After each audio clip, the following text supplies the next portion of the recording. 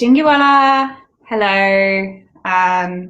My name is Evelyn Araluen. And I'm Jonathan Dunk. We are broadcasting to you from our living room in Woiwurrung country today. We are living and working here now in the lands of the Kulin Nations.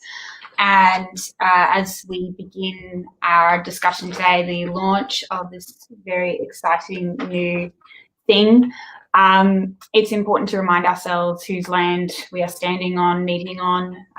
This is stolen land. The sovereignty of this land has never been ceded. It has been protected and cared for by the Kulin Nation since time immemorial, and it is their custodianship that keeps the land healthy and keeps the land strong. As we have been living here over the last couple of months, we've been very lucky to be so safe and to be so cared for on these lands, and so we would like to give our thanks and our respect and our honour to any members of the Kulin Nation, but to all First Nations people in this unceded country and around the world for continuing your connections and your custodianship with your homelands. It's more important now than it has ever been that we are constantly caring for country, and even those of us who are outside of our countries are always remembering and honouring that custodianship as a part of our work and as a foundation of our future here in this place. So, finally we have this. Yeah, some of our subscribers, particularly zealous of you, thank you, have gotten in touch and noticed that the autumn issue was somewhat delayed. We can just say that we're living in a rather untimely time right now, with everybody stuck at home, and as such, we just started to resonate with the time. No, we just got stuck behind technical details. And this, of course, is our first issue that we've edited here. We're delighted to say, and we're very proud to have this opportunity. So just a little bit of backspiel, as it were. I'm sure not a lot of you know this. Overland was established in 1954 under the ethos borrowed from Joseph Furphy's novel Such Is Life, which was originally published in 1903. And it can feel a little bit archaic, that it was a temper democratic bias, offensively Australian, bias just Australian. Now, obviously, with the uninspiring path that cultural nationalism sort of took in the 20th century, to actually get the radical kind of progressive spirit of that, you sort of need to contextualize it historically, sort of wading through the cultural ghost of John Howard, as it were, and his ilk. But basically, our founding editor, Stephen Murray Smith, put it quite well. That sort of ethos involved cultivating writing talent and opportunity from people of diverse backgrounds, informed by a shared optimism and the desire to live in a better Australia. And so adjusting everything as necessary for terms and ideology and context, I think we very much do share that with our approach today, and that is borne out by our approach here. So basically, we've themed it around what exactly the radical is today. How does that work? What is the radical imagination? What are radical politics? How does radical thinking inform radical politics? So on and so forth. We didn't want one sort of orthodox, perfect kind of answer. So we got different answers from all sorts of people. We spoke to activists, we spoke to philosophers, poets, writers, all sorts of wonderful people, community leaders.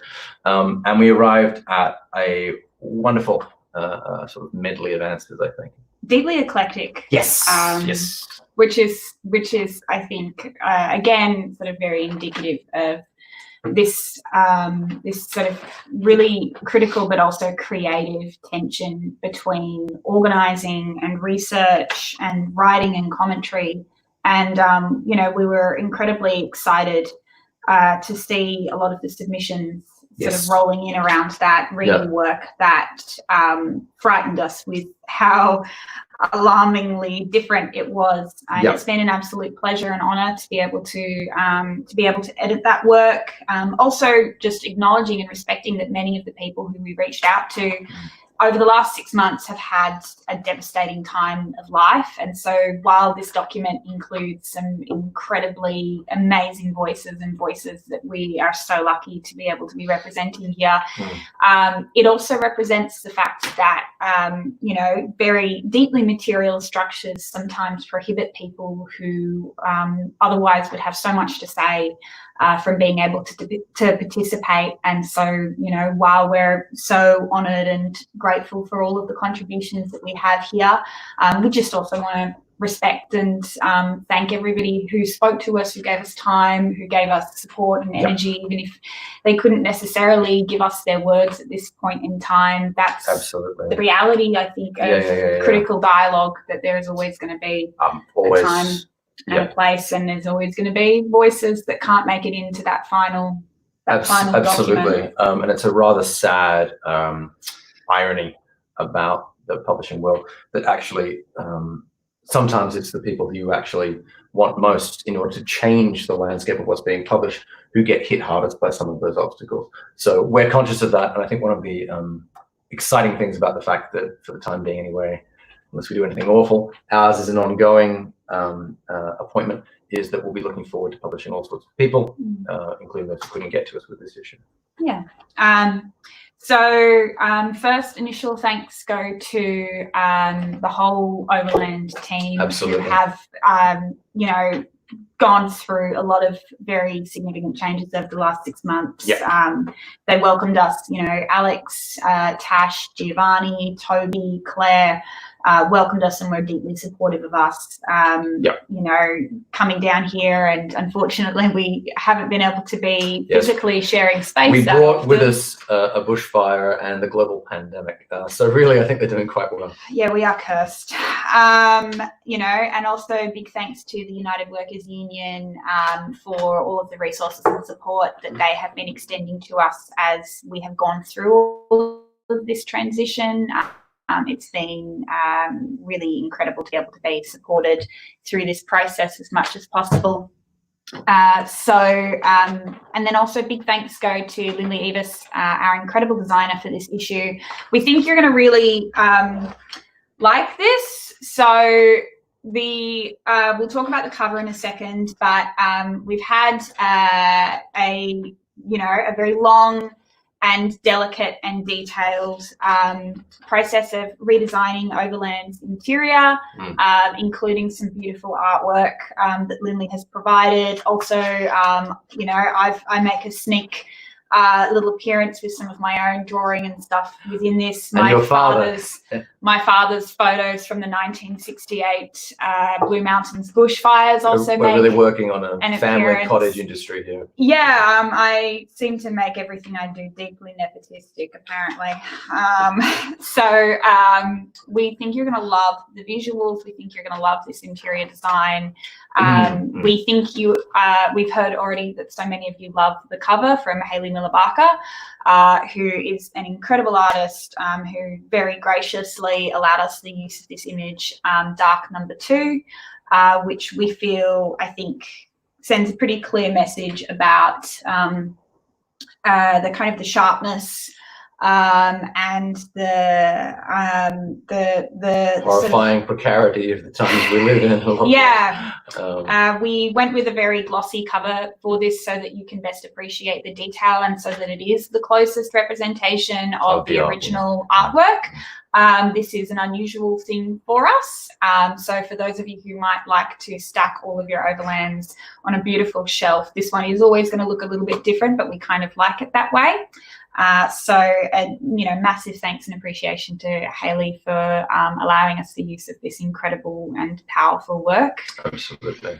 And in terms of housekeeping for our wonderful little event today, we've got a few recorded readings from some of the pieces that we're very happy to include here, and then we're going to be they, of course, are a video from Dwan Hussein, the star of the film In My Blood It Runs, also a reading from Elena Gomez, a wonderful poet, and from Gina Shaw, who won our Neon with Sydney Prize last year.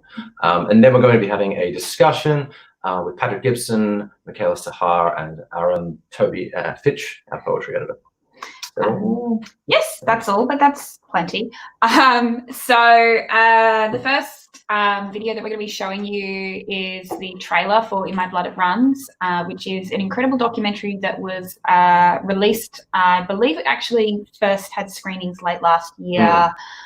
You can still watch screenings of the documentary, and it will be on. We actually have information about this in the journal. It is available for viewing in selected cinemas in Australia, Canada, and the United States at present, and it will be screened on ABC TV on Sunday, the 5th of July at 9:30 p.m. But you can find out more information from inmyblooditrun.com to see if you can arrange your own screening. The trailer is relatively self-explanatory, but we would love to just give our thanks to Dwan. He's, I believe, the youngest writer that we've ever published, and his incredibly beautiful piece, Aboriginal people were here first. We've tried not to overly interfere with his voice. I'd like to just read you the very beginning of it, because unfortunately Dwan is off doing incredibly amazing things and can't be with us here tonight. So just to give you a sneak peek of his incredible writing. The Rainbow Serpent comes through here on the dry land and made the creeks, the rivers and waterholes. That's why on white man's maps, rivers look like snake tracks. The serpent made the water run really, really, really deep and fit himself in it. That became the waterholes around Alice Springs. The Rainbow Serpent used to come from a long way over that way, used to come really fast this way and made a gap in the rocks with its body. It made the gap. It's real. People think it's just imagined, but black people, Aboriginals, they know it. Every time Aboriginal people know something, they feel it. Then they see it, and it's real. White people think it's a joke, but it's not. Before everything wasn't here, before nothing was on Australia, it was only the Aboriginal people. Before the cars wasn't made, before the house wasn't made, before the whole everything around the world wasn't made, it was just Aboriginals on Australia. We think you're really going to love this piece from Dwan, but we would love you to go and find out some more information about the incredible work that this very young, wonderful boy is doing. So we will share with you now the trailer of In My Blood It Runs. How many kids do you have? 3. What one do you love? The whole 3, you say?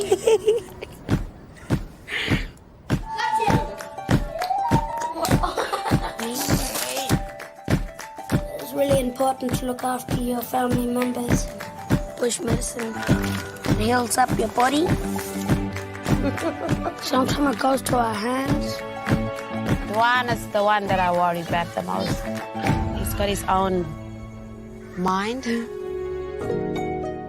Come on in. Come on. School time, Dwan. Come on. It's about the history of our country. He claimed for the English country the whole of this new land. What happened at school? The history that we told at school, that was for white people. They don't know their culture. They don't teach them their culture.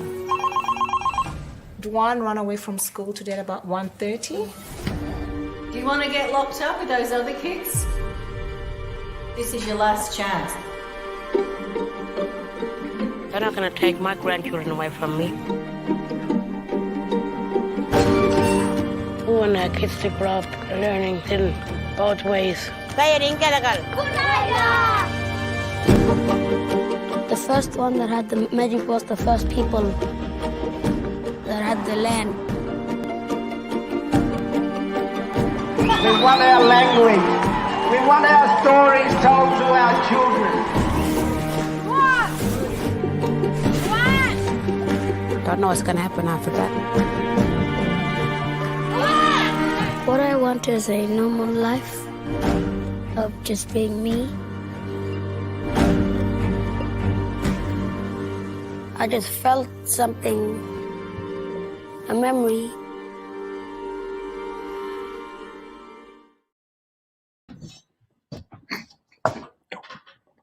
Sorry.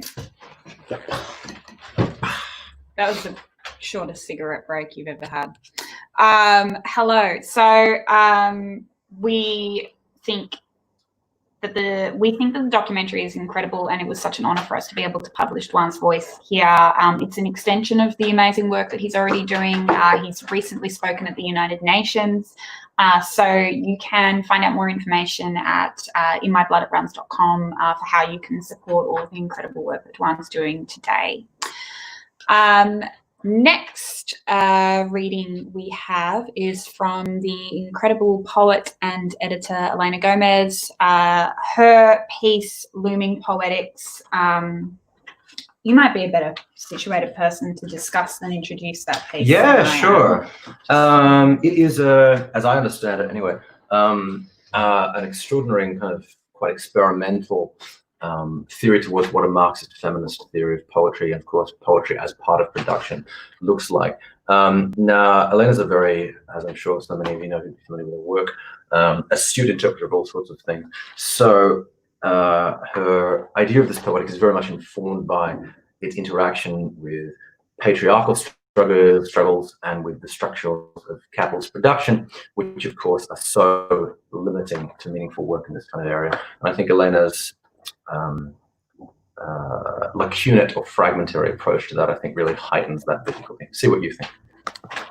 Hi, before I begin, I would like to acknowledge that I'm reading from the land of the Wurundjeri people of the Kulin Nation. I'd like to acknowledge elders past, present and emerging, and recognise that this sovereignty was never ceded. This always was and always will be Aboriginal land. So I'm going to be reading an excerpt from Looming Poetics. How does Marxist feminism appear within and shape poetic production? How can poetry be a means to critically animate the spaces and temporalities of Marxist feminist poets and their often invisible labour and histories? When Hannah Riggin first wove the Procurus in 1950, after Vermeer's stunning painting of the same title, it was, in monographer Marit Pasha's words, a paraphrase. The tapestry is a reframing of the original. It is more tightly framed around the top half of the woman and cuts out most of the other figures, leaving parts of one floating. In Riggin's typical style, it is like a painting, though flattened and more brightly pigmented than Vermeer's. Her yellow dress and a blue goblet remain, along with the woman's droopy-eyed smile and apple cheeks. It is a renewed palette. A paraphrase suggests truncation. Riggin's tapestries tap into an aesthetic mode of, if not Marxist feminist poetics, then one rooted in anti-fascism and materialist critique informed by folk art. There are potential sites here to activate, multiple cross-sections. My cat is sprinting through the house. It is not quite 5 a.m. In between bounds, she emits little mews of excitement or frustration. A paraphrase as critique, a formal device. I recently watched Stanley Kubrick and Steven Spielberg's AI. The ending bothered me. It is very saccharine compared to the otherwise tense emotional temperature of the film. The whole thing was unsettling. Teaching a robot to love seemed like the wrong question to be asking, or at least, to me, it seemed easy enough to program a robot to mimic love without giving it the capacity. In the caring and domestic and maternal process each day, the parental love could be manufactured. It is a film begging for a Marxist feminist reading. The robot child was not to eat, wasn't allowed to eat. It would damage his internal mechanics. How could a mother love it if she was unable to feed it? How would this love and care grow without the dependency? Studs Terkel opens his introduction to his comprehensive oral history working thus. This book, being about work, is, by its very nature, about violence, to the spirit as well as to the body. How being and doing poetics is an antidote to the violence of work, the poetics of looms. A critique as paraphrase, or even filamentous magic carpets, as Maya might say. Poetry as critique of capital, i.e. My cat left the bottom half of a mouse in the corridor. I picked it up, thinking it was a dried flower tracked in from the front path. Thinking about the ways we read Marxist feminist poetry, the quotidian and the poetics of the everyday formally and aesthetically, and reading Utopia, which was originally written in 1984 by Maya, but look at these titles of the poems inside. The arrangement of houses and buildings, birth, death, money, schools, dentists, birth control, work, air, remedies, and so on. It is a list of capital, of human existence under capital, of capacities of human exploitation under capital. Of all the art forms, poetry offers the most concentrated form of radical critique. It is both practice and encounter. Capitalism, in Brecht's words, impoverishes, dehumanizes, mechanizes human beings. Poetry for Brecht is inseparable from his communism. Poetry for Maya is inseparable from her communism and her Marxist feminism. It's called Utopia, which tells you everything you need to know. Barley, beans, and rice. Snakes, sneezing, snow, socialism. My cat often sleeps upright, her head facing the room's exit, awake in every other way except for the closed eyes and rhythmic breathing. Between Brecht and Maya, how do we begin to form outside ourselves? What is the contemporary tapestry made of these threads they each began? Thank you. So I think that also gives you another indication as to why you should subscribe. Absolutely. And we're very lucky that Elena's going to be curating a special fiction edition that we will be releasing throughout the year. We have 3 special editions that will be coming out in addition to our normal print publications. In addition to this fiction special issue, we're also going to be having a poetry special issue edited by Melody Paloma and Toby Fitch, who you'll be hearing from a little bit later, and then a non-fiction essay special edition, which is edited by John Revenge. So we hope you will enjoy that. Our final recorded reading for this evening is from Gina Shaw, which is her winning piece from the Neilma Sydney Short Story Prize, which was this year judged by Hannah Kent, Joshua Mustafa and Margot Lanigan. The Neilma Sydney Story Prize is very graciously funded and supported by the Malcolm Robertson Foundation. And we had some really wonderful submissions this year. The runners-up are also stunning, and they will be published online very shortly by Elizabeth Passmore and Alan Sinsick. So we hope that you are able to get online and read those pieces in addition to reading Jenna's in the print issue, or from just hearing this little excerpt right now. The Houseguest. Questions. The questions should be explicit. Things like when and how long for, and where in the house will an extra person sleep. Then there is the issue of payment, whether there is any to start, and then if so, how much, and if not money for board, then perhaps for food or power or Netflix. Or will the houseguest be expected to help instead with other matters? Cleaning of rooms, the caring of children, the contributing to family life in some other, less tangible way. Answers, or not. But let's say there are circumstances that have stopped these questions before they were asked, or which have caused everyone to assume that they share an understanding, and they do not.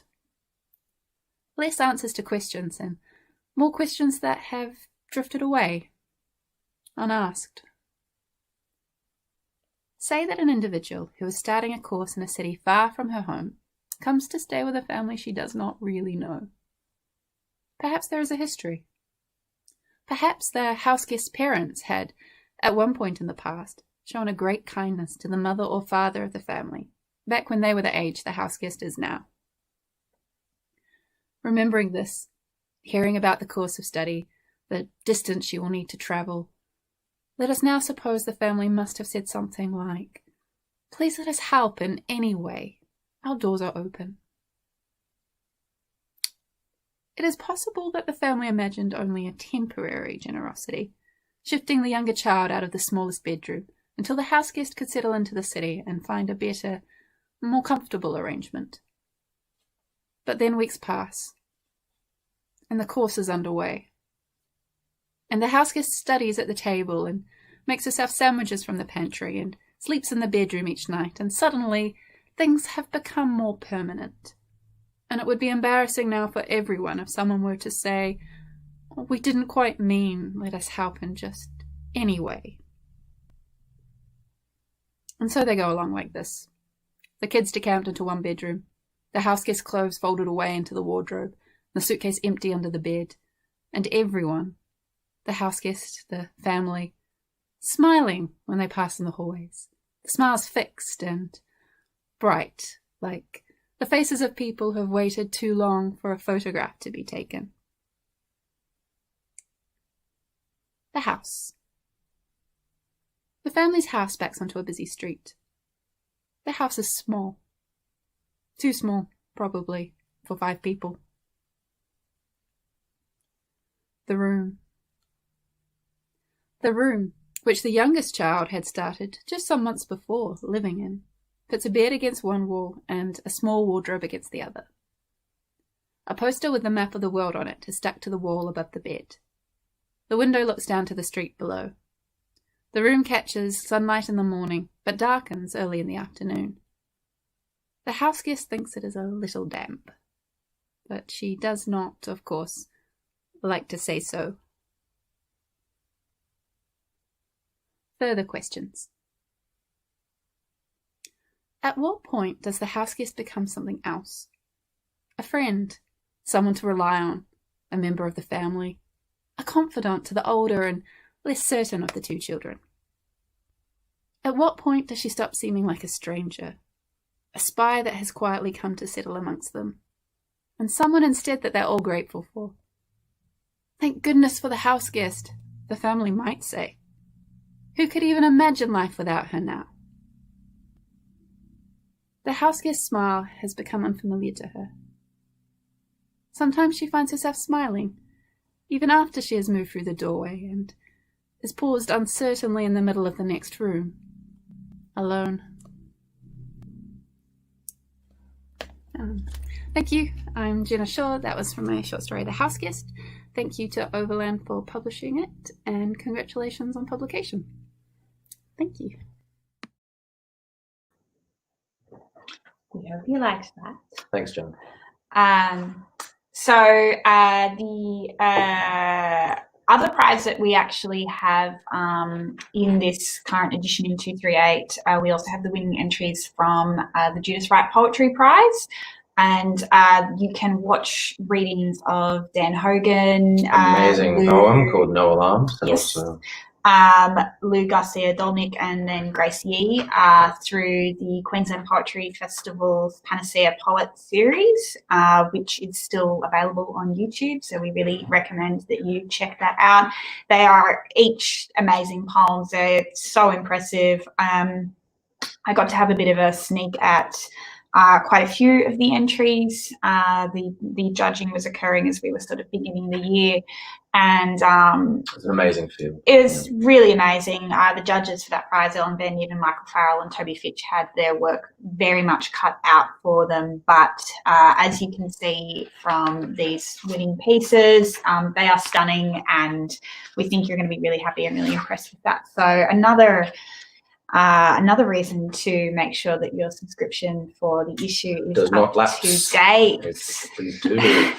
However, with a drum roll, we now have our roundtable session with the wonderful Michaela Sahar, Patrick Gibson, and Toby Fitch to discuss their pieces. So we will start off with Michaela, who we are going to pop into the stream. And now we've lost John, but no, we're good. That's a game. That's fine. Anyway. How are you doing? Okay. Ooh, I forgot to unmute you. I see. Some mistake. Oh, good. Yes. How's that, Michaela? Oh. Can you hear me now? Yes, we can. Yep. You sound great.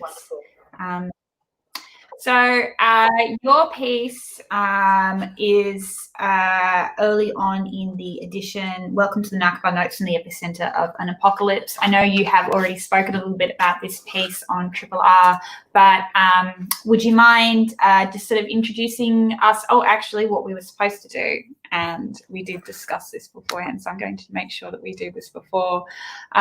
So Michaela Sahar is an Australian-Palestinian poet and researcher. She completed a PhD at the University of Melbourne in 2016, focusing on the influence of Israeli national narrative on Western media coverage of the situation in Israel/Palestine. She currently lectures in the history of ideas at Trinity College, the University of Melbourne. She's a fantastic writer and speaker and organiser, and we are incredibly blessed to have your work as a part of this edition. So would you mind just telling us a little bit about your work currently and the piece that you have in Overland for issue 238? Oh, not at all. Thank you for such a generous introduction. I feel like there's all the adrenaline without the wine doing this at home. Like, you've got a bit of wine, maybe, Jonathan, but absolutely, you have the foresight to arrange that for myself or the sense of occasion. So I guess my work at the moment is a bit of a grab bag of stuff. Like I teach, and that's kind of moved online, and I'm working on a number of different papers, and I think, like a lot of people have probably experienced, some work that I was really excited about has been disrupted by COVID or postponed. But this piece, I mean, I think it's one of those fascinating things that you look back at a piece that you wrote pre-COVID and that situation, and it's quite hard to think back to how people imagined the trajectory of 2020 would go, except of course we had the bushfires, and I think that's kind of where this piece started. And so when I look at the kind of four central tenets in some ways of the piece that I wrote, I'm talking about structural ignorance and structural violence and racism and environmental crisis. And I think, oh, well, they're still pretty relevant, you know, and they've taken on more resonance, I think, in the way that 2020 has developed, and particularly with the Black Lives Matter activism that we're seeing going on, not just in the US but around the world. But I think for me, and I really appreciate the opportunity to write the piece, so thank you to both of you for giving that to me. I think to me it felt like an opportunity to talk about some things, and specifically, I guess, Palestinian issues, but very much these are comparative issues with Australia and Aboriginal Australians. And I think there's been a kind of concerted effort on the part of the Palestinian community, which I think has become a lot more organised in recent years, and there's a few reasons why that didn't happen earlier and why it's happened better now. But I think now we've got the capacity as a community, and not just as individuals, to try and think about kind of solidarity with Aboriginal Australians. And I think it's something that Aboriginal Australians have offered us more than we have offered it in return in the past. So I feel that this is something that needs to be consistently worked on as a Palestinian Australian, because, you know, when you're writing this kind of, or writing from this perspective of a Palestinian here, you know, on Wurundjeri land, as a settler, I mean, it creates a really painful paradox that on the one hand, you're very much familiar with the violence of the settler colonial state, but you are also implicitly the beneficiary of someone else's dispossession. So I guess, I mean, you know, I do frame the piece around the bushfires, but it felt like an opportunity to insist, I guess, on mainstreaming stuff that I think should be mainstream, and not just because I would like it to be, but because I think there isn't a way of looking into the future in a different way without making some of these issues mainstream issues. So, yeah, the opportunity to present that thesis and the idea that settler colonialism and racism are environmental threats, but also that environmental threats themselves are not just sort of force majeures that we have to sit on the sidelines and watch with horror, but rather very much the consequences of neoliberal policy making over too long, but certainly the last 2 decades. And maybe, I guess, to set aside the idea that what we're looking at is inevitable, and to think about how it is that we do intervene in something,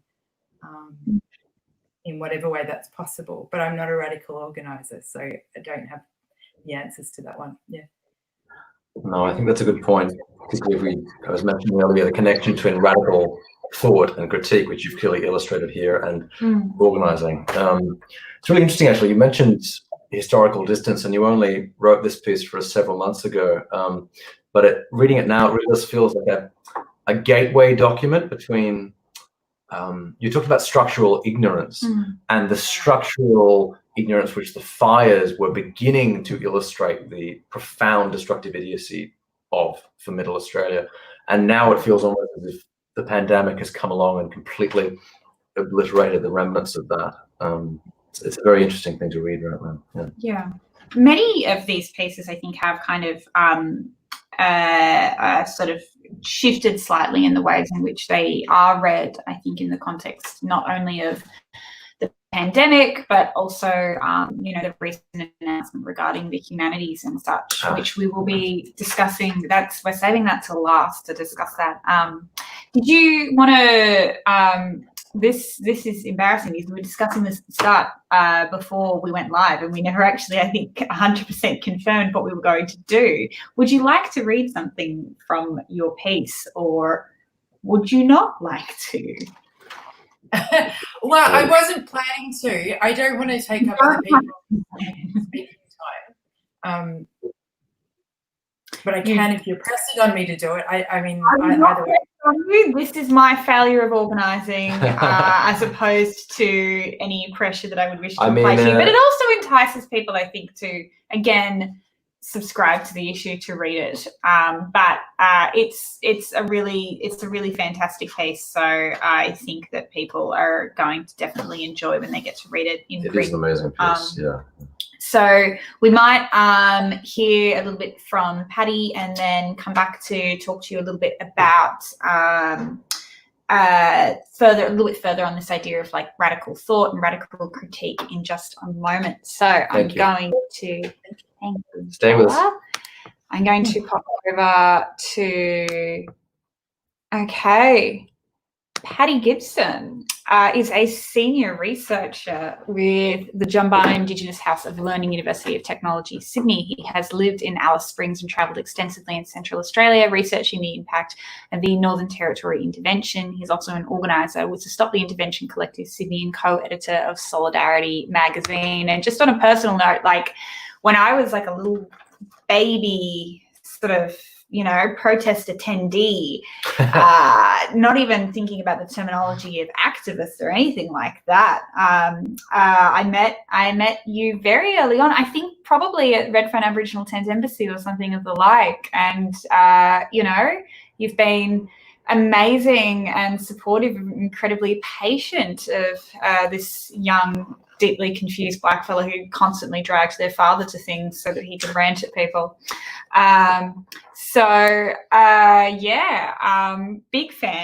Big fan of you, and also big fan of your writing and the incredible piece that you gave us for this edition. So hello, welcome, how are you going? And can you tell us a little bit about your work and the piece that you have written for Overland?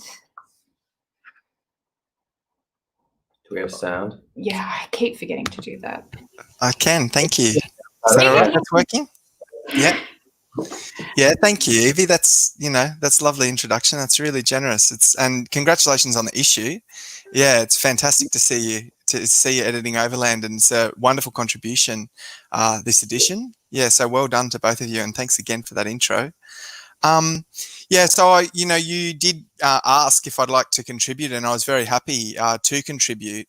And similarly, actually, this piece was written in the midst, or just after the real middle of, but we were still in the bushfire crisis at the time when the piece was written, and it was reflecting on the renewed sense of urgency that was in the climate movement at that time. I'd done quite a lot of organising around the climate strike movement and discussed some of those initiatives and efforts in the piece. But I guess it opens with a juxtaposition between two warships that were deployed in January. One warship deployed to the south coast of New South Wales to evacuate people from beaches, huddling on beaches as this inferno, raged. A symbol of what we're facing in terms of, the climate disaster that continues to unfold across the world and will only intensify. And the other warship in the same week deployed by the Australian government to the Straits off Iran, off the coast of Iran, specifically to exercise a degree of control over the oil trade and the fossil fuel trade through those straits to protect Western interests in the trade of oil and gas. You've got about a third of the world's gas supplies go through those straits, a quarter of the world's oil supplies, and the Australian government was sending warships to contribute to the efforts of US imperialism in the region. And of course, this comes after, I started being active, decided I was a socialist, started organising, when Australia invaded Iraq.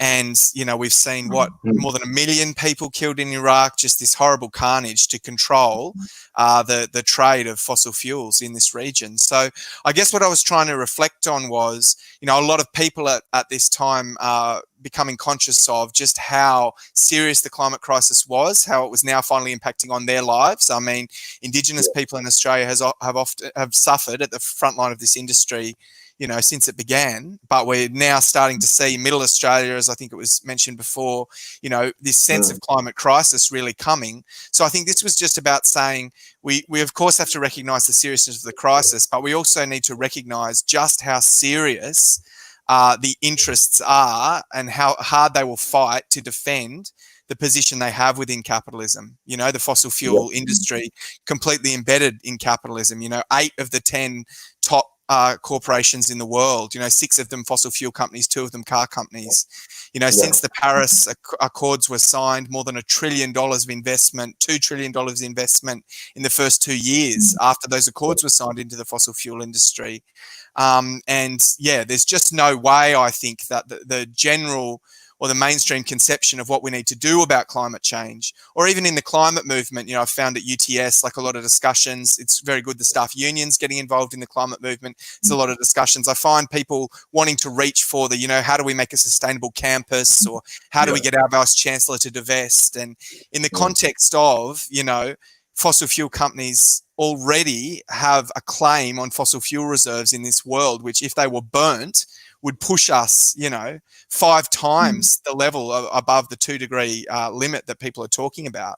In that context, it's really about saying we've got to actually rip it up from the root, what's going on, how production operates, how our system operates. If we're going to seriously address this crisis, it can't be a matter of, some sustainability plan or, renewable industry becoming more competitive or something like that. There needs to be absolutely fundamental social transformation. And so the piece does, start to look at what are the sort of social forces that might be able to carry that out. Yeah, no, absolutely. Yeah. And that kind of notion of essentially about that notion of making resistance polite is something that we're again seeing playing out quite a lot in resistance and reactions to, say, Black Lives Matter protests, and this argument that we have to make any kind of social transformation. It has to be based on reform, and it has to be based on polite, gradual, quite neoliberal, all of which are synonyms for toothless, of course, as I think you've just made quite clear. Yeah, as your piece also, I think, is very explicit about. So thank you for introducing us to that work. We'll come back to you in a moment to talk a little bit more about radical critique and radical thought, and also about how that applies to some of the sort of current complex crises that we are in the midst of. So thank you, and we'll come to you in 1 second. Stay with us. And we are now bringing in... Welcome, Toby. Toby Fitch. Okay. Hello, Toby. you Where can is do he? Toby. Where is he? We have our contributors on a list. Indeed. Okay, I'm sure many of you know this already, but Toby Fitch is a poetry editor of Overland, ours, and the author of many wonderful books, including Rorschach, Blooming Notions, and most recently, Where Only the Sky Had Hung Before. He has essays and poems out from Mianjin, exceptional one at Mianjin, actually, I recommend that for you. Minarets, Red Room, Cordite, and The Australian. He lives on unceded Gadigal land. Hello, Toby. How you doing, Toby? I'm all right, thanks. How are you guys going? We're wonderful. We're good. We've got, Melbourne weather and wine. There's not enough to celebrate these days. No. I believe you'd like to read some of your incredible essay on the recently passed Sean Bonney and his work. Yeah, I could read a dip in and out of it. About what you've been doing recently and how that essay is configured in that. We have a routine, so be as disruptive or participatory in that as you would like. Yeah. Oh, I've probably been doing too much recently to talk about that. But I did write this essay after you guys asked whether I'd like to write something for this issue on Radical, and we started talking about that theme. And the first thing my mind went to was the poet Sean Bonney, because he just died. It was November as the bushfires were gearing up, and I was deep into his latest and last book called Death. And I thought it might be good to write about a British poet who's absolutely against British Empire and capitalism, and who's overtly anti-fascist and socialist in his work and life. And I thought writing a bit of an intro to his work for those of us in Australia not familiar would be a decent thing to do, maybe, but also as an example of how to write, or one way to write from within against colonial empire and the leaders who continue to enable structural violence. Yeah, so I could read a couple of things from the essay, just or dip in and out of it, really, to say kind of what I was thinking.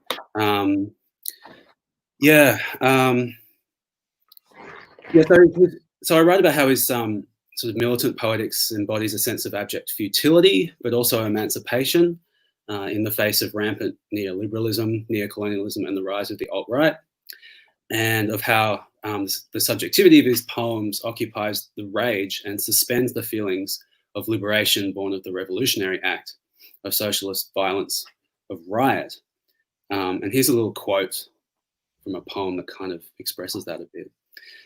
How insignificant these scraps of symbolic devotion, these mumbling musical statistics. All you can hear is the ringing that remains when the notes fade away. All you can see is the stone in your hand, the lights of the town signalling through the cop-ridden fog.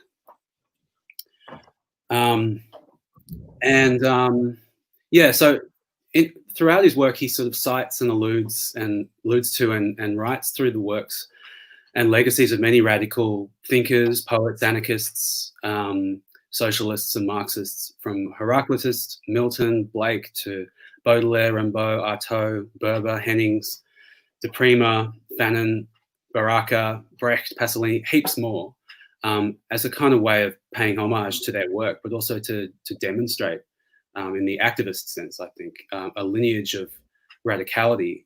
I write that this is an aesthetics for a way forward, organising the past in order to make a future, and a kind of solidarity. And then I thought I'd read a poem I quote in there that embodies this sort of solidarity with friends and comrades. And it's kind of untitled. It's part of a roaming sequence that's got lyric and prose bits in it called Cancer Poems After Katerina Gogu. And I'll just read it. I think of my friends as blackbirds screeching from rooftops, murdered by rising rents, Exarchia, Kreuzberg, Hackney. We survive at random, pissed out of our heads, in songs, in squatted bars. There are those you beat to death in prison. With us, it's done with pills and needles. We never sleep, we always dream. We wake in the same bed. with bed bugs, with track marks. I love my friends. They are wires stretched from city to city, in borrowed dresses and migraines, interpreters, commies, thieves. They live in silence. They paint in black. They invent their language. Yours is only good for spitting. And we live at random, lines and bombs and wires, tight around your hands, your necks. You fascist shits, your necks. My friends are wires, are blackbirds. This is for those who never made it. Yeah, so you can kind of hear like lots of times and lots of ranges coming into his work there. I thought I'd also move to maybe talk about how he sort of names and shames all kinds of enemies that are wielding power unfairly, figureheads from the past like Thatcher and Windsor, but also the present, Theresa May, the boiling bones of Boris Johnson, the skeleton of Tony Blair, whatever with that fascist shit Bannon, he can have Darth Vader. Yeah, and of course, and again, the cops. And I quote in there his quite famous poem now, which is called or titled Nursery Rhyme. It's actually from his previous book called Letters Against the Firmament. And I only quote a few lines from it in the essay, but maybe I read it all tonight. I think it's a very important it's a wonderful poem, particularly for right now. Yes, so we would love you to read it. Yeah, I don't want to sort of appropriate the poem for anything of my own. It's all Bonney. It's just so filled with rage. It's a kind of chorus. It's called Nursery Rhyme, ACAB, ACAB, Cops of Bastards. And it's a kind of chorus to be sung, by the silenced. And yeah, I'll just read it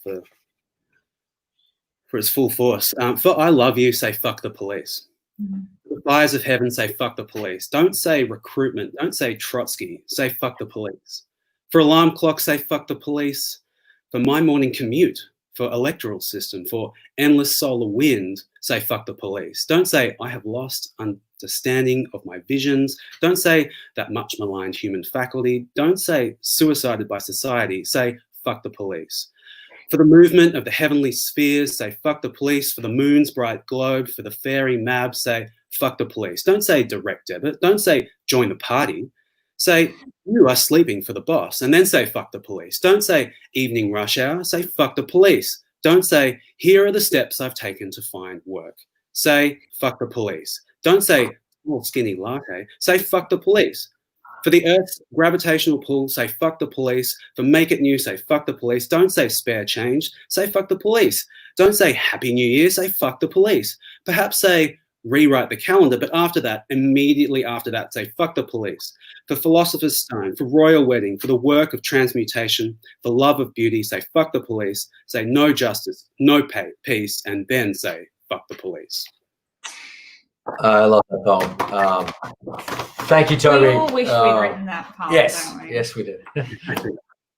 Fantastic. Can we try to bring everyone else in? We can. The ongoing difficulties of the digital COVID age. No, we can just do that. It's not as wonderful. difficult. Do we have as to you pay think much it for is. this? We did. Hello, That's everybody. fine. Hey. So, again, to thank you all for joining us, and thank you all for your contributions. Yes. So we wanted to kind of make this a little bit more, slightly more panel-like now, and we wanted to talk a little bit about the idea of radical thought, radical organizing, radical critique. Radical anything, really. Radical anything, protest. really. But not as I think one of the things that, when we were sort of playing around with this term, and it came also at a time in which Australian poetry had recently released an edition edited by John Kinsella around resistance. And that was something that was definitely in our minds as we were contemplating this issue. And at the sort of the other end of that, Magazine released their Care issue, and there's sort of a lot of tensions and negotiations going on at the moment around you know, the question that I think Eve Tuck best distills when she asks of, you know, university workers, of writers, of organisers, you know, do we need research or do we need organising? And the purpose of that question is not as polarising as it might seem. It's not to suggest that there's only one kind of way of intervening in current structures, and that the educational institution or the literary institution might have one position on that grassroots, you know, organisers might not hold. But to ask us to think, I think, quite directly about, you know, the function, the purpose, and the energy behind writing, behind research energy, behind the kinds of interventions that we all bring to the everyday sort of thought and political spaces that we occupy. So we landed on this word radical, but not as a bar to be set, not as any kind of notion of hierarchy of participation or of non-participation in the social order as such, but rather to think about disruption, to think about unsettling, to think about just the different forms of, I think, there's different forms of resistance. It's not that Australian poetry stole our word. It's that we ended up thinking that radical brought you more possibilities and potential. So we wanted to kind of open up, I guess, with this question of what is the purpose, the necessity, the function of radical critique, thought, organising, poetics. Obviously, that's a massive question, but I think given that we've got one brilliant writer thinking about Palestine here, we've got one brilliant writer talking about ongoing climate protest, and we've got one brilliant writer talking about anti-fascist poetics. We're sort of just hoping that in the chemistry between the three of you, there might be something gesturing towards an answer. What do you think, Patrick? Padraig. We went through this before. No, you're right. Well, I mean, I guess maybe what I'll say for my comment is to say that in my piece, what I try to do is combine, I guess, some radical history with an argument about radical strategy. So, you know, coming out of, you know, the point about the system still going to war to protect fossil fuel interests and how powerful that, you know, system that's destroying the planet actually is. I reflect back on the moratoriums against the Vietnam War, which were now the 50-year anniversary of the mass demonstrations in Australia in 1970, in May of 1970, which were strike rallies, right? So people actually left their workplaces and left their, you know, schools and campuses and everything and went to the streets. Thousands of people, ports shut down, building sites shut down, some factories shut down, schools shut down, you know, and it was on a weekday, this mass demonstration. So it was a hit to the system, a very serious hit to the system, you know, like actually cost, you know, millions of dollars, you know, because it's a disruption to capitalism, but also brings power actually into the working class in terms of, you know, being able to organize our own power and also build the consciousness, you know, of workers that they can take action that has an impact on global politics. So that was an argument really about we need that strategy basically to meet the climate crisis. Like if we're going to meet the climate crisis, it's going to require the kind of mass disruptive action, far deeper actually than even what we saw, you know, the movements against the war. Of course, there was the resistance of the Vietnamese people and armed resistance for many years, you know, to force the Americans out. But so I guess that was one, you know, point that is in, and just the final point I make is I think, you know, you're seeing these questions really coming up now in the Black Lives Matter movement. On Juneteenth in the United States, so the 19th of June, there was a whole West Coast port shutdown. The ILWU, the port workers there, they went on strike and shut down every port on the East Coast. And there was massive demonstrations with Angela Davis speaking, Boots Riley speaking to these crowds of striking workers. And Boots Riley, the rapper, he said, we're faced with the question now, where's this movement going to go? Where are we going to get our power? How are we going to hit the system? And he said, and here's your answer. The whole West Coast port shut down. Imagine if this was the whole economy. You know, we can shut down the world. So that's like my piece is called, Stop Work to Stop Warming, you know, gesturing towards those, you know, those kinds of radical politics that I think are going to be needed to confront the problem, the crisis we're facing. Yeah. Awesome. No, thank you. And it's, I think it's a really strong indication as well of this sort of growing movement. You know, you talk a lot about this sort of youth movement and this youth pressure that is emerging from insanely young activists and organisers, students who are being called into organising, and all of the conflicts which arose last year about, you know, arguments that they were disrupting their schooling and disrupting their education that have now become quite bittersweet in the frame of COVID. One of the many absurd ironies of the current predicament. Yeah. Yes. So the humanities are probably always imperiled, and some of those reasons probably aren't even bad reasons. But I guess trying to connect those things, you're talking so much. I think this really bridges your pieces quite a lot. But you talk so much about ignorance and about awareness and the structures of ignorance and awareness. Michaela, I think this is a question that gets asked so much in humanities spaces because we all want to believe that what we're doing perhaps does more than it does that by being writers and academics, etc., we're revolutionaries or something. But at the same time, perhaps there is an argument for education and for writing here. What do you think, the connection between writing and awareness and action on these sort of issues? And that's an open if you've got a cynical answer to it, that's fine. Michaela, we might start with you. It is not. I actually wanted to pick up on something I think you were saying before, Evelyn, that we're kind of seeing in Black Lives Matter that people are not participating the way they've been told to participate in the past. And that has really resonated with me because I think, I mean, when I started working on Israel-Palestine stuff, and I refute and strenuously reject the idea that anyone would call it a conflict because it's just not.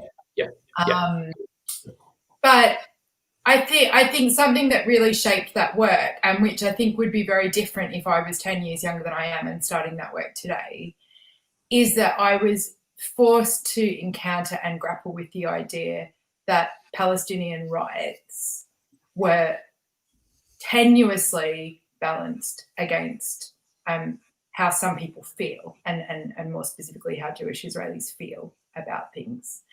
And so I think what I'm really appreciating with the Black Lives Matter movement is that it's not about how it might make white people feel. And we're seeing so many strenuous refutations of that idea and about, you know, and I guess, you know, we can say it really simply like check your privilege, but I think actually there's a much more important conversation going on there right now, which I think is really important for a lot of groups of people who have been told to kind of participate in a particular kind of way, because that kind of participation is already implicitly buying into the system that is sitting on your necks, you know, like literally. So, you know, and I think, and maybe that's kind of what critique is as opposed to radical imagining, you know, like critique is within an Enlightenment institution and radical possibility is saying that you're going to do, you're going to refuse. So like a strike, you're just going to refuse. You're not going to participate anymore. And I think that's really important because something's under debate, you know, like, and it doesn't avail anyone of anything kind of engaging in debates with kind of third-rate private school boys about important issues. Because if we muck around doing that, we're not going to get anywhere. So in terms of writing, I mean, I think I really came from a writing background and I felt like writing had a whole lot of radical and powerful potential. And I mean, part of my work actually is on media, and that has changed so dramatically in the last 20 years that actually I don't know what I know about that anymore. I don't know how much this stuff gets out there. And how important writing is and in what way we can actually tangibly document it. But I think, you know, if you can just excite a couple of people, I mean, I teach and I think if I really excite 5 or 10 people who write to me for another year and tell me about the really great thinking they're doing, I mean, that's powerful. And that's also, that starts with your writing and your framing of things for people. I think that's been quite a messy scattergun way of possibly not answering your question. I think it did in a lot of ways, actually. It attended to the question. Yeah. That's more important than answering a question. and I think also brings in, again, like coming back to some of these ways that we're thinking about participation, non-participation, and, you know, this notion of striking, of just simply divesting from a system that cannot, that structurally cannot proceed with fairness, with equality. So divesting from the language, even divesting from the conventional kinds of linguistic framings, like the conflict, the notion that a conflict, you know, and refusing that discourse. And you know, I think actually it's increasingly unethical to try and frame this as a discourse. Like, and so I think, Patty, you're talking about like, you know, issues around climate change and fossil fuel leases, and the fact that this would be pushed over 5 times the kind of 2% rising. It's like there's not time. There's not time to slowly negotiate or compromise or whatever. It's like you've just got to jump the tracks, don't you? Or you're not, you know, it'll be like catastrophe. So, Toby, there's this famous line by Auden, which I think is misinterpreted, where it says poetry makes nothing happen. And I've always tried to argue, somewhat perversely perhaps, that it's an active statement that poetry creates a space of negation in the middle of official discourse. But, you know, I could be talking my there, but it's quite possible that, I mean, you're talking about negation and pessimism in his work, and I think that links quite interestingly to what Patty and Michaela were talking about with refusal. There seems to be a refusal. Like, I was teaching Bonney a few weeks ago, and one of my students described his work quite positively, actually, but like as nihilistic. And there is a sort of radical sort of fuck you to the firmament, to the starry heavens, say fuck the police sort of refusal to that, which of itself might not be political, but I'd like to think it has political potential. Application.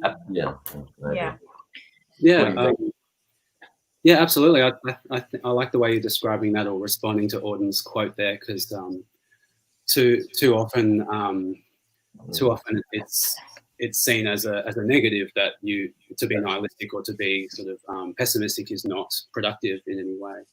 And Bonney's poetry certainly shows us a way to do that via wrath, basically. But yeah, I mean, I've been thinking, I guess what you sort of are getting at with radical imagining and radical thinking, and what a number of us are already saying here, being a writer, I'm always thinking about the question of form and how radical thinking and imagining might manifest in form. And you know, every piece is different for every situation and person, and it's different. But we need those forms to deliver whatever radical message is needed. You know, whether that is intent or whatever. And you know, so I'm not talking about form equals content, that cliche. It's more of how form can be of political use, of political power. And so, for instance, when is the right time to strike? What point do we need to build toward, and how do we organize, formulate in that direction? When and how does the riot form? Perhaps, you know, far more spontaneously than a carefully built strike action, but it's not unconscious at the same time. You know, there's a lot of thinking and imagining that goes into that. You know, if you're writing an essay or a story, what form will give it the most political valency or affect? You know, not necessarily the form that will have, you know, luminaries nodding, and then awarding you some prize. That's not what we need. You know, I'm talking about forms that will jar, will subvert, will unsettle, will fuck with hierarchies and systemic inequality and violence. And in Bonney's work, you're never sure what form he's using. Is it prose, song, rant, liturgy, lyric, scripture, polemic, essay, memoir? Like, he kind of switches and combines all these forms and unsettles any sense of establishment, you know, whether political or literary establishment. So it kind of creates its own form and genre, you know, expressly to critique the times, not escape them. Yeah, I think that's a good point, actually. Critique, not escape, it sums up Bonney quite well, I think. Yeah. Yeah. Wonderful.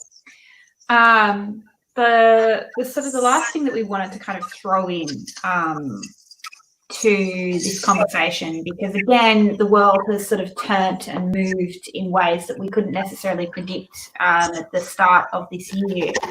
Moved from, you know, bushfire to pandemic to sort of global consciousness and increasing participation and solidarity, but also increasingly hostility, increasing hostility towards the Black Lives Matter movement and the related sort of abolition police reform/abolition movement.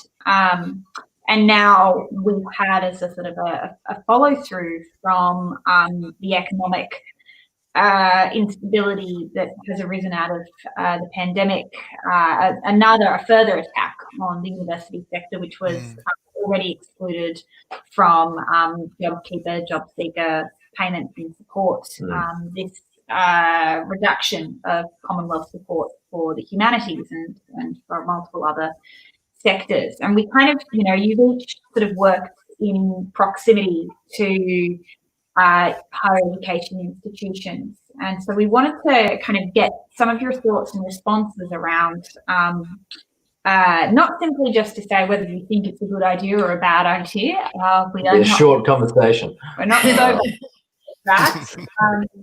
But think about, you know, the work that you do and the particular forms of resistance, radicalism, unsettling, divestment, pressure upon, which you each have sort of moved for in your work in various iterations.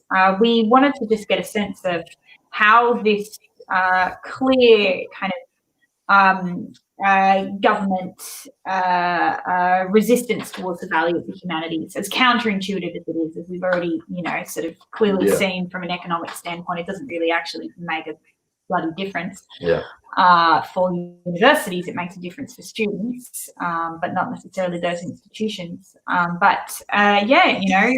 We'd love to hear a little bit from you about these recent announcements. And, what do you guys think of them? Sort of continuing attack on universities and higher education, but also on the humanities and the value of the humanities more broadly for young people, and again for this potential question around organising and divestment and challenge that it presents. So we might start with you, Patty, for that one. Sure. Firstly, I'd just like to congratulate Overland. I think it's been a really important forum for the discussion of the attacks that have come down on the higher education sector and the really important debates that are happening within our union, the National Tertiary Education Union, about how to respond. Because I think, you know, it's true that the humanities are targeted, and I'll comment on that, but I think more generally we've seen an attack on public education, a really serious attack on public education. And even in the current reforms, even though the prices of the fees will come down in some more vocational courses, overall government subsidy going to the university system will decrease, and so it's going to be more pressure to sack staff, less quality education, harder for kids from working class backgrounds and oppressed backgrounds to actually get into the campus. So there's a massive ferment on the campus, and so there should be, and a big debate in our own union about whether we accept, cuts to our wages and conditions as a way of trying to get job security, or whether we try to fight galvanization of a rank and file movement that I think is very, very important. And Toby's played a role. A lot of, people listening have probably played a role in terms of trying to challenge the idea that we should accept austerity and fight hard to keep our jobs and extend our jobs. And I think it is, particularly in the current context of the attack on the humanities, we have to take up, the defense and the extension of the places that have been fought for and won on the campuses for critical thought and for organizing, because there is, it is very important. When they got away with destroying student unions, it really, back with John Howard's VSU, that had a massive impact on progressive struggle generally. And there's no doubt that, these current wave of attacks would have a huge impact across society, not just on the universities themselves. So, I do think it's an important moment for university staff. I think a lot more people are realising the importance of actually getting organised as workers within the university, and the more we can do, I think, to strengthen the rank and file fight back that's happening in the NTU, and prepare for, I mean, we're going to need big strikes on the campuses if we're going to defend our jobs and stop the attack on public education. That's going to be needed, and that's going to take organisations. So, yeah, I think we've seen Overland be a really important forum for that. So I really hope that can continue. Yeah, it will. Yeah, it will. It's a bit of a priority for us. We do have pieces on Animal Crossing lined up from when it's all a rich tapestry. But, this has sort of become a bit of a concern. Following on from that, Michaela, I'm not entirely sure what your experiences with that have with this these immediate impacts at the universities. We've seen the last sort of 6 months at universities has been a complete nightmare. But what are your thoughts and responses to this impact for staff, students, but also to the broader kind of critical and creative culture that these attacks will be impacting? Yeah, well, I mean, the humanities has been under attack for a really long time, and this is just a bit of that. And for me, I mean, in the context of what's been going on, I have been reminded of the fact when I did an arts law degree, I would go in for interviews at law firms, and they would invariably ask you to justify why it was that the other part of your degree was arts.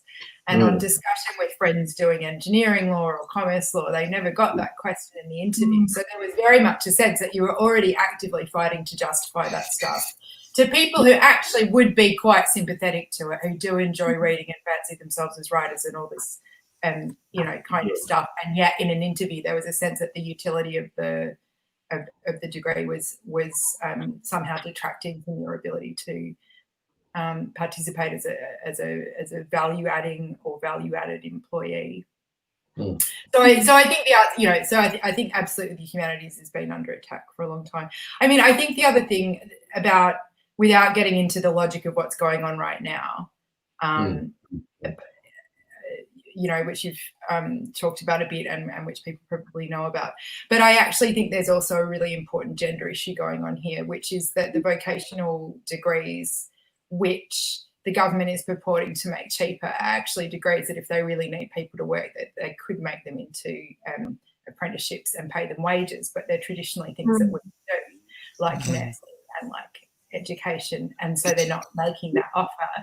And so, I mean, and there's quite a bit about this, but it seems really that you'd have to be pretty neutral about what degree you were going to do to be attracted into some of these deals. Others may be prohibitive, but absolutely attracted into some of these deals. But I mean, the thing I also come back to, and I just, last Friday, I just thought, I mean, what is the point of the government? I mean, a government is not an economy. And if a government thinks it is an economy, then we don't actually need a government anymore, because we already have big business. So I think the government's actually kind of forgotten what it does. And I think that's been true for a long time. And I think it's really characteristic of this government in a couple of ways. One is that they're consistently closing the door to the kind of privilege they enjoyed, in the 70s and 80s probably. And the other thing is that they confuse people with discussions about economics. And, I don't know how good they are at economics either. I mean, gosh, the, $60 million with JobKeeper.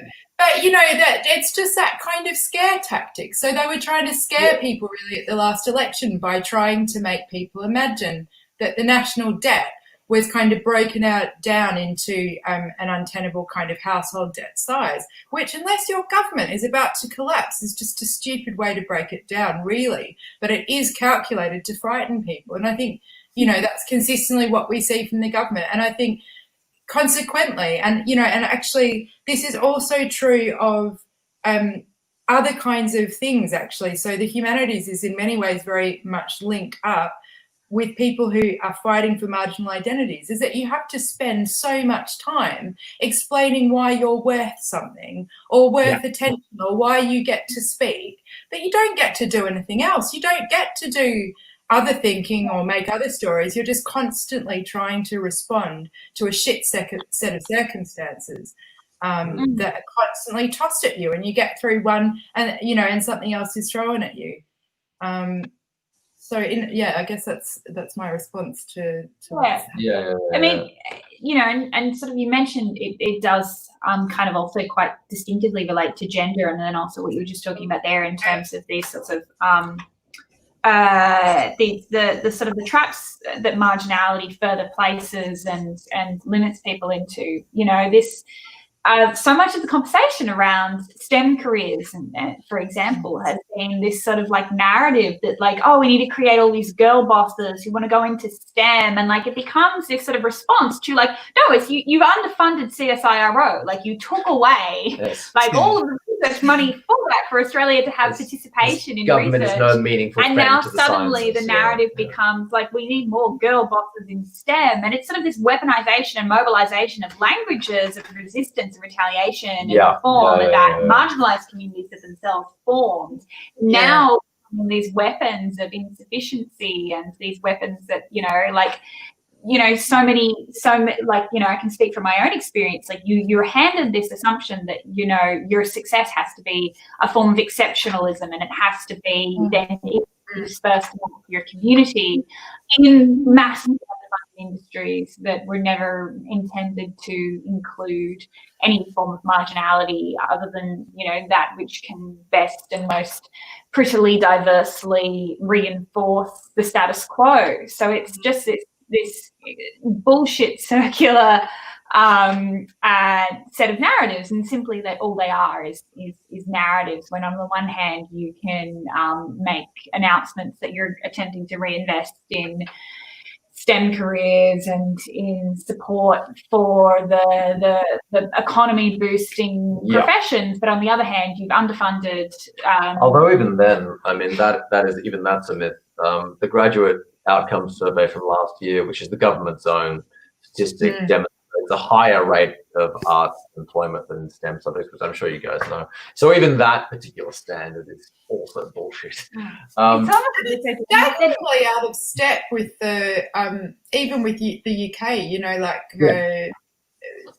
They've launched a SHAPE program, which is for the humanities, in the last couple of weeks themselves, which is trying to partner up with industry to fund humanities kind of areas, recognising that many people who go into kind of diplomacy and politics and management have So I mean, Australia, it's just constantly jaw-dropping because they're not even on board with other, frankly horrifying government positions around the world that align themselves with. Capitalism. Yeah, absolutely. No, that's a great point. Just because, Toby, I know you've been so involved with exactly this situation and resistance to it at Sydney University.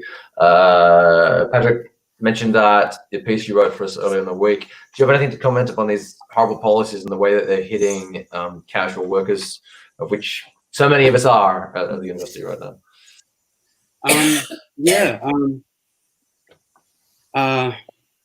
I've been caught. I guess I've been much more central in the middle of all that logic that's going on. So I guess I can't not think through that logic in lots of ways. And as we're alluding to, it's been a war on the humanities for a number of decades now.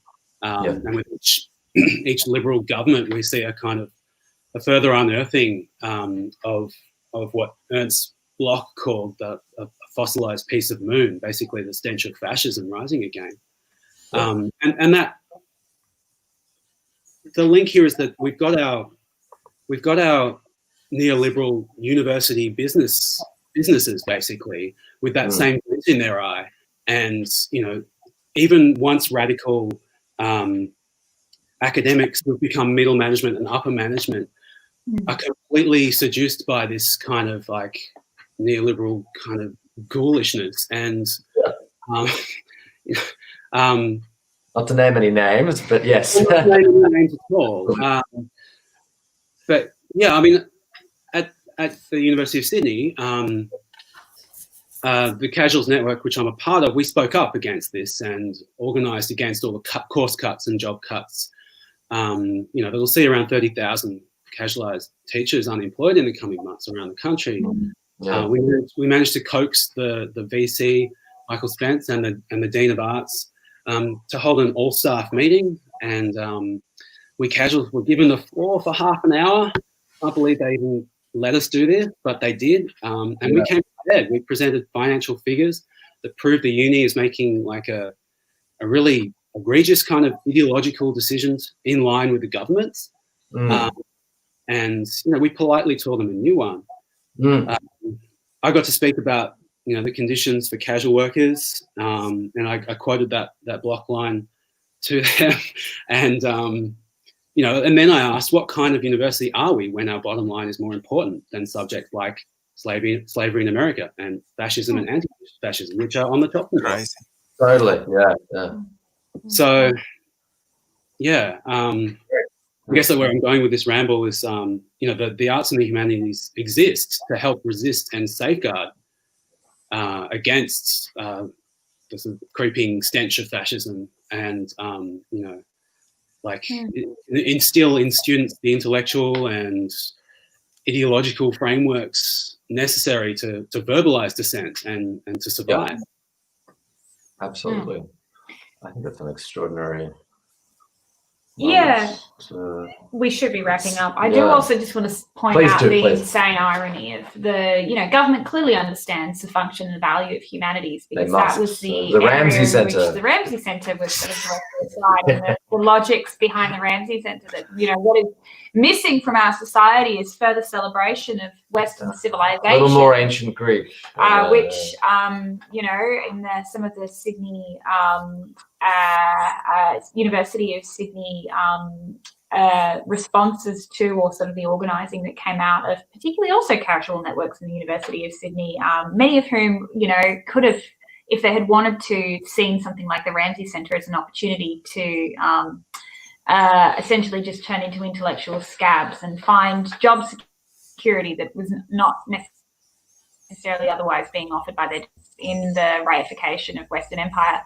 In some of the organising and the meetings around that, John Froh, I think, was one of the many people who sort of very effectively pointed out, you can already get a degree in Western civilization because that's just a Bachelor of the Arts, and something that is just so replicated across all of the ways in which we currently teach humanities. So there's simultaneously this necessity of reforming and radicalising, decolonising, completely unsettling the ways in which we teach humanities, and also a necessity of justifying the value of those humanities in the face of, on the one hand, sort of government push to mobilise that as an extension of empire itself, reification of empire, and then also to just completely underfund it when they can't seek to control it as much. So it's a bleak time for us all to be writers, eh?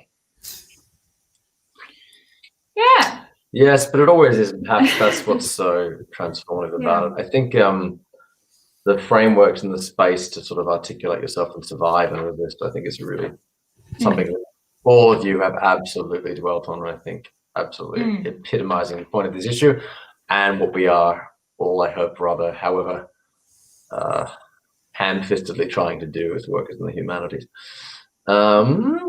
Would you like any final remarks before we kind of close up the panel and then round out the event and finish up everybody's Saturday night? Congratulations. They're academics, they're going to bed. Come out on the streets July 5th, because there's another big Black Lives Matter rally in Sydney, and the Fuck the Police poem, feeling it very deeply. A lot of the comrades are getting approached by police now, coming to their doors with notices telling people they're going to get arrested if they go into the city and keep organising protests. So it is a hot time of heavy repression. So yeah, anyway, please come out in Sydney and help us not all get completely smashed and keep the struggle going. 5th of July. Beautiful. And we will be sharing information about that on our social media as well, and doing our best to share points of access for that. So beautiful. Well, a big thank you to all of you. We will sort of close off the panel and then give our own goodbyes for the issue. But thank you again, Toby Fitch, Patty Gibson and Michaela Sahar for your amazing contributions. And please, everybody, make sure that read their wonderful pieces work in this new issue of Overland. So I will say goodbye to all of you, but we will stick around. Thank you, guys. Thanks so much, guys. Thank you. Thank you. And wow, that was intimidating. That was extraordinary. So we just gonna wrap this up. I was just checking out the options of how we close this event, and it was very scarily that I'm supposed to apparently ban the panelists to close it, but which we're not doing. Just to say again, we are so proud to be able to finally have this edition in hand and to be able to share it with Overland readers and viewers and subscribers. We really hope that you like this. We really hope that it continues the incredible history and mission of the editors who came before us. And a big thank you, as always, to Jacinda Woodhead for her wonderful blessings and incredible help, her support, and also Benjamin Laird for his ongoing support for Overland and the website. Thank you to our board. We will have an announcement online very soon about the recent board changes, some changes we've had there. Thank you to the United Workers Union, to the Malcolm Robertson Foundation, to Creative Victoria, to the Australian Council of the Arts, and also to Melbourne City of Literature for the ongoing support offered there for Overland. We're deeply grateful for it. And, you know, we are just really excited to be able to work with our subscribers and our readers to give you the best journal you could possibly have. So, and also thank you to our editors as well for the incredible ongoing support that they give. And again, to our designer for this issue, Lindley Evis. We're so happy to have this in hand, and so grateful for all of this beautiful work. So we will finish up then. Thank you all. Thank you for listening. Yes. Please read and let us know what you like about it, and also please what you do not like about it. If any of you have real problems, let us know. We will debate you in emails and so on. We shall. Thank you. After this, keep your eyes out for our proper winter edition that's coming out soon as well. We have some amazing work from Sam Lieblich, from Nayuka Gori, from Lorna and Arnie Jenny Munro, from Vanamali Herman, some amazing writers. Also the results of the Nakata Brophy Young Indigenous Writers Prize. So we're so proud to be able to continue all of this. And we look forward to this journey with you all in the future. So thank you.